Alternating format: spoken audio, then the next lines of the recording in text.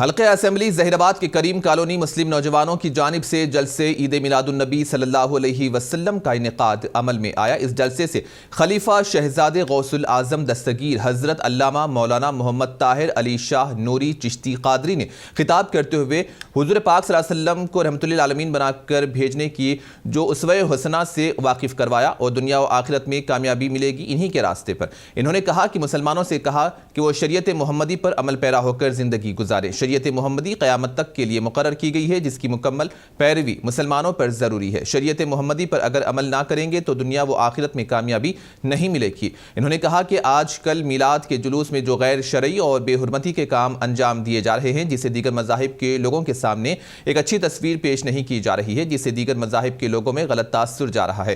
انہوں نے مسلمانوں سے زور دے کر کہا کہ اسوہ محمدی پر عمل پیرا ہوتے ہوئے شریعت کے حدود میں رہ کر میلاد کے جلوس کا اہتمام کریں۔